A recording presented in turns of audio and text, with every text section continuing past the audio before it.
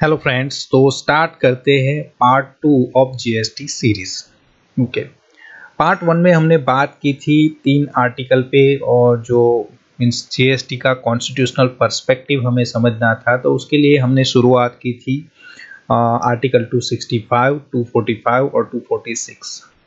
Article 246 में हमें mention किया गया था कि कौन सी सब्जेक्ट मैटर है जिस पे सेंट्रल गवर्नमेंट लॉ बनाएगी, कौन सी सब्जेक्ट मैटर है जिस पे स्टेट गवर्नमेंट लॉ बनाएगी और कौन सी सब्जेक्ट मैटर है उन पे दोनों बना सकते हैं। तो एक्चुअली आर्टिकल 246 में ही मेंशन किया गया है कि वो सारी चीज़ें बताई गई है शेड्यूल 7 में। ओके, आर्टिकल 246 को ही मीन्स कंसिडर करते हुए शेड्यूल 7 बनाया गया है, जहां पे बताया गया है कि ये पूरी जो सब्जेक्ट मैटर है वो कैसे बांटी जाएगी। तो यहाँ पे हम सिंपली देखेंगे कि शेड्यूल 7 में क्या मेंशन है। तो शेड्यूल 7 में 3 लिस्ट आप देख सकते हो, जो लिस्ट है union list, state list and concurrent list. तो वहां पे 3 लिस्ट मिलते हैं आपको और हर एक लिस्ट में एंट्री नंबर दी गई। एंट्री नंबर जहां पे बताई गई है वो एंट्री नंबर बताता है कि कौन सी सब्जेक्ट मैटर है जिस पे सेंट्रल गवर्नमेंट लॉ बनाएगी और कौन सी सब्जेक्ट मैटर है वहां पे स्टेट गवर्नमेंट बताएगी, लॉ बनाएगी। जो भी आप यूनियन लिस्ट में एंट्रीज देखोगे वो सारी इंडिकेट करती है कि इस पे जो लॉ मेकिंग का जो पावर है that is vested under central government, mean central government उसके ऊपर लॉ बनाएगी। और जो भी सब्जेक्ट मैटर है जो आपको एंट्री के तौर पे स्टेट लिस्ट में देखने को मिलेगी, वहां पे वो पर्टिकुलर सब्जेक्ट मैटर पे लॉ बनाने का जो पावर है that is vested under state government, mean state government उसके ऊपर लॉ बनाएगी। और कॉन्करेंट लिस्ट भी साथ में दी गई है जहां पे दोनों उसके ऊपर लॉ बना सकते हैं। And we already have discussed that if there is any dispute between dispute under concurrent list, means concurrent list में जो list दी गई है वहां पे कोई dispute होगा, then central government will be empowered to create law over that matter. Okay, तो central government वो subject matter पे law बनाएगी। अब समझते हैं यूनियन लिस्ट की कौन कौन सी एंट्री है जो हमारे लिए इंपॉर्टेंट है। As we are learning GST, okay, हम GST goods and services tax को पढ़ रहे हैं, तो टैक्स को लेके जो प्रोविजन है उसी के बारे में, वही एंट्रीज के बारे में हम बात करेंगे, किसी और सब्जेक्ट मैटर के बारे में हम बात नहीं करेंगे। एंट्री नंबर 97 यूनियन लिस्ट में उसमें बोला गया है कि नया कोई भी मीन सब्जेक्ट मैटर होगा जो ना ही मेंशन है यूनियन लिस्ट में या स्टेट लिस्ट में, तो वहां पे लॉ बनाने का जो राइट रहेगा वो किसको रहेगा, तो वो सेंट्रल गवर्नमेंट को रहेगा, क्योंकि वो यूनियन लिस्ट में मेंशन है। यूनियन लिस्ट में जो भी मेंशन है वही मैं आपको अभी बताऊंगा।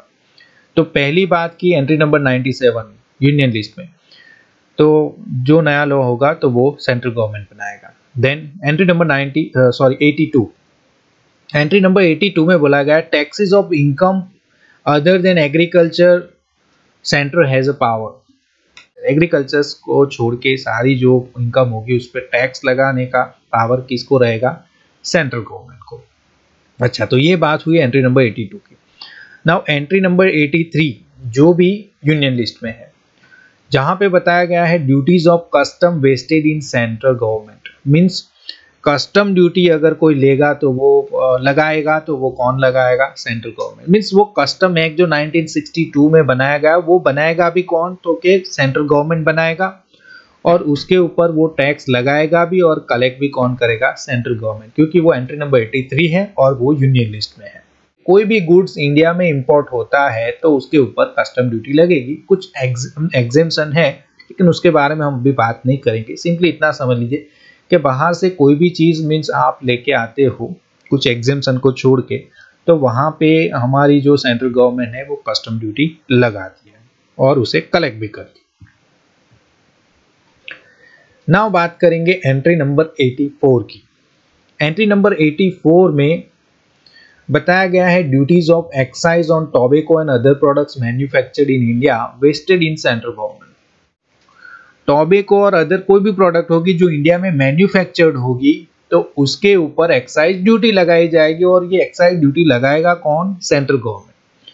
तो कौन से ऐसी प्रोडक्ट है जिसके ऊपर उसके मैन्युफैक्चरिंग पे या उसके प्रोडक्शन पे एक्साइज ड्यूटी नहीं लगेगी, तो वो है alcohol for human consumption, means जो पीने वाला हमारा दारू है वो, ओके, जिसे liquor, whisky, wine, beer, opium, गांजा, चरस वगैरह बोला जाता है ना, अदर नार्कोटिक्स। तो ये सारी जो प्रोडक्ट हैं, ये प्रोडक्ट के मैन्युफैक्चरिंग के, इसके प्रोडक्शन पे सेंट्रल गवर्नमेंट की एक्साइज ड्यूटी नहीं लगेगी। तो एक्सक्लूजन हमें पता चल गया कि tobacco and other products mention किया गया था जहां पे एक्साइज ड्यूटी सेंट्रल गवर्नमेंट की लगेगी। वहां पे अगर alcohol and alcohol for human consumption है और अदर नार्कोटिक्स है तो उसके ऊपर मींस सेंट्रल गवर्नमेंट की एक्साइज ड्यूटी नहीं लगेगी। तो उसको अभी साइड पर रखो। अल्कोहल जो बताया गया वो अल्कोहल फॉर ह्यूमन कंजम्पशन अगर होगा तो वो एक्सक्लूजन है, लेकिन वही अल्कोहल अगर इंडस्ट्रियल पर्पस से यूज होता है तो वो इंक्लूजन होगा। जैसे मेडिसिनल कुछ प्रोडक्ट होती है, टॉयलेट प्रिपरेशन होती है कि जिसमें अल्कोहल यूज होता है, आफ्टर सेव आप देखते हो, और कई सारी मेडिसिनल प्रोडक्ट होती है जिसके अंदर अल्कोहल का यूज होता है। तो वो एक इंडस्ट्रियल पर्पस से अल्कोहल का यूज किया गया है, तो वहां पे एक्साइज ड्यूटी सेंट्रल गवर्नमेंट की लगेगी। लेकिन वही अल्कोहल अगर ह्यूमन कंजम्पशन के लिए मींस पीने के लिए, दारू पीने के लिए यूज होगा तो वहां पे सेंट्रल गवर्नमेंट की एक्साइज ड्यूटी उसके प्रोडक्शन पे नहीं लगेगी, उसके मैन्युफैक्चरिंग पे नहीं लगेगी। Now entry number 92A, entry number 92A वो भी मेंशन की गई है कहां पे, यूनियन लिस्ट में। वो बोलती है इंटरस्टेट सेल्स होगी, अगर इंटरस्टेट सेल्स होगी मींस एक स्टेट में से दूसरी स्टेट में अगर माल बेचा जाएगा, एक स्टेट में से दूसरी स्टेट में माल बेचा जाएगा तो ऊपर उसके ऊपर भी सेल्स टैक्स लगेगी। लेकिन वो सेल्स टैक्स को बुलाया जाएगा central sales tax, CST. CST collect तो सेंट्रल गवर्नमेंट करती थी, लेकिन उसकी जो रेवेन्यू थी वो रेवेन्यू जो सप्लाइंग स्टेट थी मींस जो स्टेट बेचता था, मींस समझ लीजिए गुजरात से महाराष्ट्र में कुछ बेचा जाएगा तो वो जो सीएसटी है वो कलेक्ट करेगा सेंट्रल गवर्नमेंट, लेकिन उसकी रेवेन्यू है वो रेवेन्यू मिलेगी किसको, स्टेट गवर्नमेंट ना। कौन से स्टेट को मिलेगी, तो वो मिलेगी सप्लाइंग स्टेट मीन गुजरात को मिलेगी, क्योंकि गुजरात से बेचा जा रहा है। ओके, एंट्री नंबर 85 वो भी यूनियन लिस्ट में है। तो एंट्री नंबर 85 में बोला गया है कॉर्पोरेशन टैक्स, जो कॉर्पोरेट टैक्स बोलते हैं वो मींस इनकम टैक्स को छोड़ के जो कंपनीज वगैरह होती है उनके पास से जो टैक्स कलेक्ट की जाए तो वो काइंड ऑफ इनकम टैक्स ही है, लेकिन वो कॉर्पोरेट से कलेक्ट किया जाता है इसलिए उसको कॉर्पोरेट टैक्स बोला गया। तो ये पूरी यूनियन लिस्ट में जो भी इंपॉर्टेंट एंट्रीज थी वो हमने देख ली। मैं एक बार फिर से रिपीट कर देता हूँ। एंट्री नंबर 97 जो सर्विस टैक्स के लिए नया टैक्स आएगा तब। एंट्री नंबर 82 जो है इनकम टैक्स के लिए मीन्स इनकम होगी, एग्रीकल्चर को छोड़ के कोई भी इनकम होगी तो उस पर सेंट्रल गवर्नमेंट टैक्स कलेक्ट करेगी और टैक्स लगाए भी। एंट्री नंबर 83 में हमें कस्टम ड्यूटी के प्रोविजन है। एंट्री नंबर 84 में excise duty, central excise duty के प्रोविजन है जहां पे अल्कोहल और अदर नार्कोटिक्स को छोड़ दिया गया है। एंट्री नंबर 92A में इंटरस्टेट सेल्स में एक स्टेट में से दूसरी स्टेट में बेचा जाएगा तो सीएसटी लगेगा। और एंट्री नंबर 85 में हमें कॉर्पोरेट टैक्स के बारे में बात किया गया जो कॉर्पोरेट पे लगता है। नाउ अब बात करेंगे स्टेट लिस्ट की। अब पूरी क्लैरिटी आपको मिलेगी, ठीक से समझना इसको। स्टेट लिस्ट में जो कि ये एंट्री है वो स्टेट लिस्ट की है तो ये पूरे प्रोविजन स्टेट के हैं। अभी आपको इतना समझना, पहले यूनियन के हमने मीन सेंट्रल गवर्नमेंट को जो पावर दी गई वो समझ लिए, अभी स्टेट को क्या पावर है ये समझ लिए। एंट्री नंबर 54 ये बोलती है कि जो भी स्टेट होगा वो स्टेट के अंदर कोई चीज बेची जाएगी तो उसके ऊपर सेल्स टैक्स लिया जाएगा, लगाया जाएगा और लिया भी जाएगा। लगाएगा कौन, स्टेट गवर्नमेंट, और उसको कलेक्ट कौन करेगा तो वो भी स्टेट, मीन्स ये पूरी रेवेन्यू स्टेट गवर्नमेंट की रहेगी। एंट्री नंबर 51 में क्या बोला गया, state excise duty on liquor and opium etcetera और अदर नार्कोटिक्स।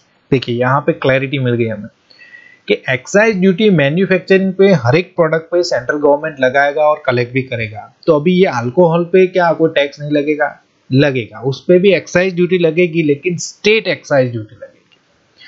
जहां तक बात है alcohol for human consumption means liquor, opium, beer वगैरह, तो इसका अगर प्रोडक्शन होता है तो वहां पे भी एक्साइज ड्यूटी तो लगेगी उसके मैन्युफैक्चरिंग पे, लेकिन वो एक्साइज ड्यूटी लगाएगा भी स्टेट और कलेक्ट भी स्टेट करेगा। मींस दोनों रेवेन्यू किसको मिलेगी, बेचने पे भी रेवेन्यू मिलेगी। क्यों, क्योंकि एंट्री नंबर 54 अभी देखा हमने जहां पे तो सिंपली बोला कोई भी चीज में वो भी आ गया, कोई भी चीज बेची जाएगी मींस अगर अल्कोहल प्रोड्यूस होता है तो वहां पे एक्साइज ड्यूटी कौन लेगा, स्टेट गवर्नमेंट। अगर अल्कोहल बेचेगा तो स्टेट गवर्नमेंट को अल्कोहल की दोनों रेवेन्यू मिलती थी। ओके, ये समझिए, ठीक से समझना पड़ेगा आपको। अभी फिर एक बार मैं एक एग्जांपल से आपको समझाता हूँ। समझ लीजिए कि एक लैपटॉप का मैन्युफैक्चरिंग हो रहा है, तो जब वो मैन्युफैक्चर होगा लैपटॉप, तो वहां पे एंट्री नंबर 84 यूनियन लिस्ट के अकॉर्डिंग वहां पे एक्साइज ड्यूटी लगेगी, क्योंकि वो प्रोडक्ट इंडिया में मैन्युफैक्चर हो रही है। तो वहां पे लैपटॉप जब बनेगा तो उसके ऊपर पहले एक्साइज ड्यूटी लगेगी। देन जब उसको बेचा जाएगा तो वो बेचा कैसे जा रहा है उसके ऊपर डिसाइड होगा कि उसके ऊपर सीएसटी लगेगा या फिर सेल्स टैक्स लगेगा। अगर वो जहां पे मैन्युफैक्चर हो रहा है वहीं पे वो बेचा जाएगा, मीन गुजरात में मैन्युफैक्चर होगा तो एक्साइज ड्यूटी तो सेंट्रल गवर्नमेंट लेगा उसके ऊपर, लेकिन जब उसको गुजरात में ही बेचा जाएगा तो उसके ऊपर सेल्स टैक्स अलग से लगेगा ना। उसका दूसरा सिनारियो देखते हैं कि गुजरात में उसका प्रोडक्शन हुआ और उस पर सेंट्रल गवर्नमेंट ने एक्साइज ड्यूटी तो लगाई, लेकिन अभी ये लैपटॉप बिक रहा है महाराष्ट्र में, तो गुजरात से महाराष्ट्र में बिकेगा तो वो इंटरस्टेट सेल्स हो गए, वहां पे लगेगा CST, means central excise duty plus CST लगेगा जब इंटरस्टेट सप्लाई होगी तब, मींस एक स्टेट से दूसरी स्टेट में बेचा जाएगा तब। लेकिन समझ लीजिए स्टेट में ही बेचा जा रहा है तो वहां पे सेंट्रल एक्साइज ड्यूटी तो लगेगी, लेकिन साथ ही साथ वहां पे सेल्स टैक्स भी लगेगी जो स्टेट की ही रेवेन्यू रहेगी। ओके, नाउ ये तो आपने समझ लिया। अभी ये क्यों समझाया मैंने, अल्कोहल का जो प्रोविजन इसके लिए समझ लीजिए कि गुजरात तो अल्कोहल नहीं बनाती है, यहाँ पे ये ड्राई स्टेट है, इसीलिए हम बात करेंगे, समझ लीजिए हम बात करते हैं राजस्थान की।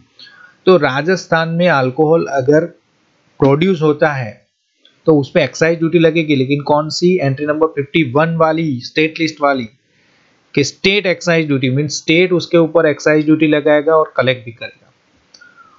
और जब कहीं वो राजस्थान में बेचा जाएगा वही अल्कोहल, तो उसके ऊपर सेल्स टैक्स भी लगेगी। तो मीन्स यहाँ पे स्टेट को एक्साइज ड्यूटी की भी रेवेन्यू मिलती है और उसके सेल्स होने पे सेल्स टैक्स की भी रेवेन्यू मिलती है। दोनों रेवेन्यू है अल्कोहल के केस में, दोनों रेवेन्यू किसको मिलती है, स्टेट को मिलती है। अब जीएसटी आप पूरा पढ़ोगे तो ये सारी चीजें अगर पता होगी तो अच्छे से सब कुछ समझ में आ जाएगा, वो 1 बाय 1 हम बताएंगे। अभी देखेंगे एंट्री नंबर 46। एंट्री नंबर 46 जो बाकी रह गया था वो स्टेट लिस्ट में कौन सी चीज, एग्रीकल्चर इनकम। देखिए एंट्री नंबर 82 में हमने देखा था यूनियन लिस्ट में कि taxes on income other than agriculture को छोड़ के कोई भी इनकम होगी तो उसके ऊपर सेंटर को पावर होगा, वो उसके ऊपर टैक्स लगाएगी भी और कलेक्ट भी करेगी। तो अभी एग्रीकल्चर की इनकम होगी उसके ऊपर टैक्स कौन कलेक्ट करेगा, तो वो कलेक्ट करेगा state government according to entry number 46। Agriculture income पे टैक्स कौन लगाएगा, स्टेट गवर्नमेंट, और लगाएगा भी और कलेक्ट भी करेगा। Moving on to entry number 62, state list में एंट्री नंबर 62 म्यूनिसिपालिटीज वगैरह टैक्स लगाती है, या जिला पंचायत, तालुका पंचायत वगैरह जो पंचायत होती है वो जो टैक्सेस लगाते हैं, वो सारे प्रोविजन दिए गए हैं एंट्री नंबर 62 के according. Entry number 62 state means ये सारे भी मीन्स जो रेवेन्यू होगी वो रेवेन्यू किसकी होगी, स्टेट गवर्नमेंट की। ये यूनियन लिस्ट और स्टेट लिस्ट आपको याद रखना है तो आपके लिए बेहतर रहेगा। तो दोस्तों यहीं पे करते हैं वीडियो को एंड। अब जो तीसरी वाली हमारी वीडियो आएगी उसके अंदर हम बात करेंगे कि जीएसटी की पूरी जो हिस्ट्री है, कहाँ से जीएसटी आया, कौन सी साल में जीएसटी को प्रपोज किया गया, कौन जीएसटी लेके आया, फिर आगे क्या कुछ हुआ, वो सारी चीजें हम तीसरी वीडियो में बात करेंगे।